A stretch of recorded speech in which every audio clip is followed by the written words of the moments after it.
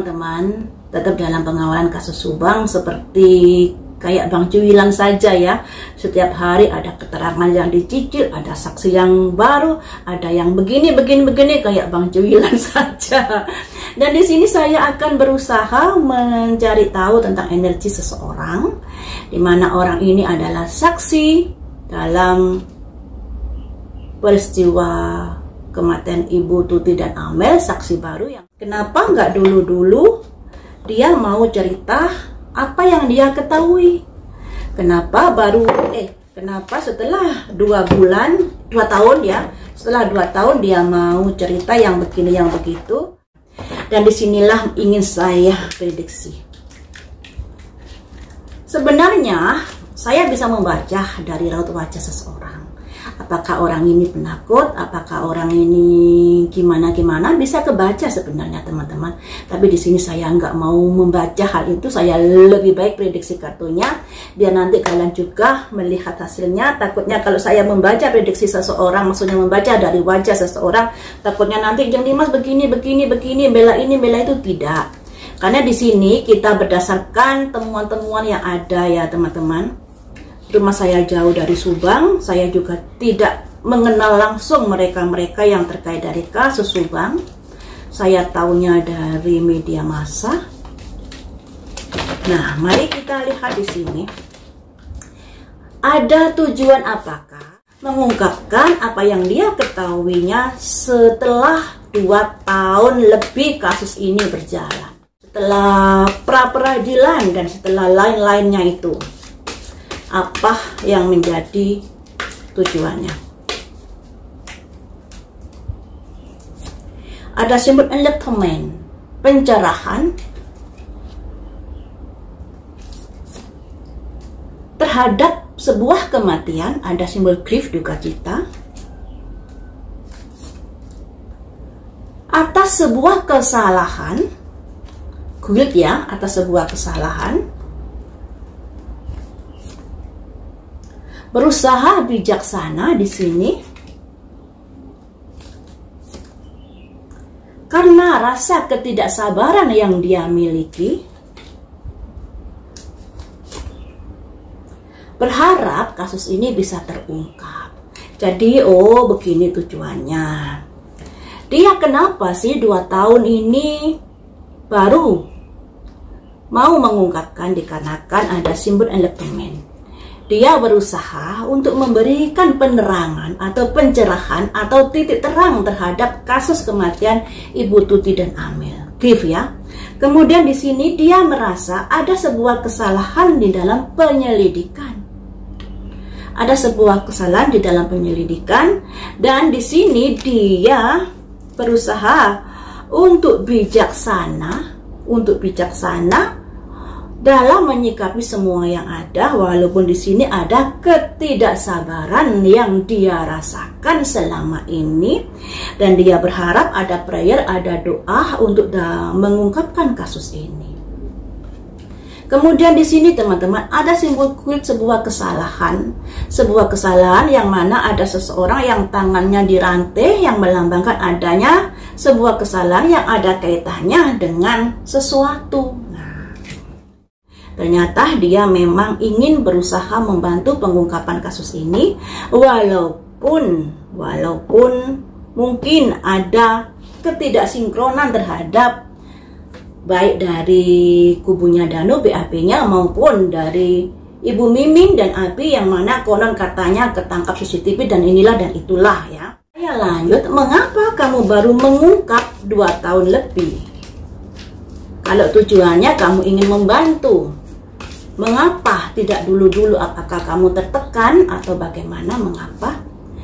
Karena gosip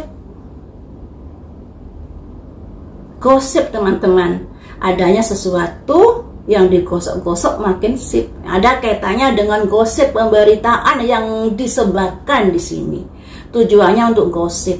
Nah, memang sih kalau dia ingin membantu pengungkapan kasus ini, apalagi saat itu dia sebagai pihak kepolisian harusnya mau membantu 2 tahun yang lalu, bukan 2 tahun saat ini. Kenapa? Alasannya ya, kenapa ya kalau seseorang yang merasa ikut bertanggung jawab dalam tugasnya, dia sebenarnya harus mau mengungkap 2 tahun yang lalu, sebab setelah 2 tahun sekarang ini, tentunya dari negara ini mengeluarkan biaya yang luar biasa untuk penyelidikan kasus ini.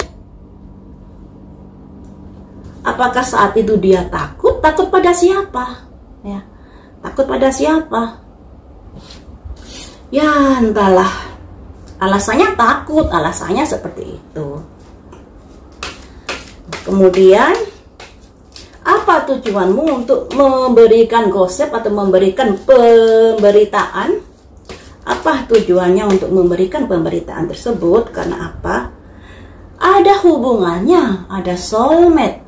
Hubungannya dengan siapa? Dengan perseverance, ketekunan. Nah, seperti yang saya bilang di awal tadi, bahwa kasus Subang ini seperti Bang Cuilan, selalu dicicil-cicil. Ya kayak Danu, saya nggak ikut masuk TKP, saya hanya di depan mengawasi, kemudian saya masuk ke TKP mengambilkan golok, kemudian saya ikut mukul dan lain sebagainya. Dan disinilah juga ada hal-hal yang semacam itu, dicicil sedikit demi sedikit, karena di sini juga ada perseveran, ketekunan, ada gosip, ada soulmate yang ada hubungannya dengan penyicilan dari saksi-saksi. Kasus Subang ini memang begitu membangunkan ya teman-teman, sampai kita yang awal ini kelimpungan sampai bosen, jenuh dan lain sebagainya. Karena apa? Karena yang di belakang layar ini orang-orang yang mumpuni. Kalau setingkat Danu, setingkat Pak Yosep, setingkat Yoris tidak bisa bermain catur seperti ini, bermain catur yang begitu apik seperti ini. Makanya saya penasaran, siapa sih yang di belakang mereka ini? Tentunya terkait dengan yayasan. Yayasan ini ada kaitannya dengan orang-orang besar. Ketika yayasan diubik-ubik, tentunya akan ada nama-nama yang terseret di dalam kasus ini, terutama masalah kayak yayasan sebagai wadah untuk menampung bantuan-bantuan pemerintah, baik bantuan BOS maupun bantuan yang lainnya. Yang gampangnya aja bantuan BOS ya, bantuan BOS ini kan ada data murid fiktif. Data murid fiktif ini tentunya murid ini juga didaftarkan pihak sekolah lainnya untuk pengajuan BOS. Jadi siswa ini ada 2 pengajuan BOS. Nah, pengajuan BOS itu tidak langsung ke kabupaten atau ke provinsi, tapi langsung ke pusat. Nah, di pusat inilah kenapa bisa kecolongan. Apakah aplikasinya nggak safety ataukah bagaimanakah sehingga bisa kebobolan? Nah, disinilah yang menjadi tanda tanya, siapa yang pada akhirnya meng-ACC bantuan dana BOS tersebut. Padahal harusnya terdeteksi ada 2 NIK di dalam pengajuan bantuan dana BOS itu, harusnya begitu loh ya. Tapi nggak tahu lagi kalau misalnya orang-orang di Yayasan Bina Prestasi ini memiliki kemampuan IT yang luar biasa yang bisa membobol hal-hal tersebut. Nggak tahu lagi ini. Selanjutnya kita gali lagi. Ada simbol soulmate perseverance. Nah, apakah kamu disuruh seseorang di sini sehingga kamu berani nongol setelah 2 tahun lebih? Kenapa nggak dulu-dulu ya? Untuk apa? Maksudnya apakah memang kamu disuruh seseorang di sini? Ada fight, yakin ada yang berusaha menyuruh dari orang tersebut, yakin. Tujuannya apa? Untuk menyebarkan sebuah gosip-gosip yang ada kaitannya dengan perseveran, ketekunan menyebarkan berita-berita di sini. Walaupun di sini sebenarnya memang ada tujuan baik ya untuk mengungkapkan kasus ini, tapi sayangnya ada hal-hal yang ini tadi, ada yang menyuruh teman-teman ternyata. Tujuannya untuk menebarkan berita. Terlepas dari tujuan baik dan tujuan buruk, nah tentunya hal ini nanti pihak dari pengadilan yang memutuskan ya. Cuman kalau dilihat dari prediksi-prediksi ini sepertinya ada yang menyuruh. Memang tujuannya untuk mengungkap kasus ini, tapi kenapa ada yang menyuruh setelah 2 tahun? Itu yang menjadi tanda tanya. Selanjutnya, satu kartu lagi. Siapakah yang menyuruhmu? Disipating, penggamburan, yang artinya untuk membuat masalah ini menjadi berlarut-larut.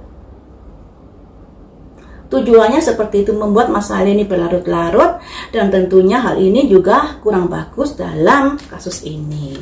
Ada simbol disipating, penggamburan, jadi penggamburan waktu, penggamburan apalah itu yang tidak ada gunanya sebenarnya. Jadi ya bisa dikatakan emang tujuannya baik untuk bisa membantu pengungkapan kasus ini walaupun setelah 2 tahun, dan di sini terprediksi dia disuruh seseorang yang mana untuk bisa mengaburkan sesuatu. Jadi seperti itu ya teman-teman.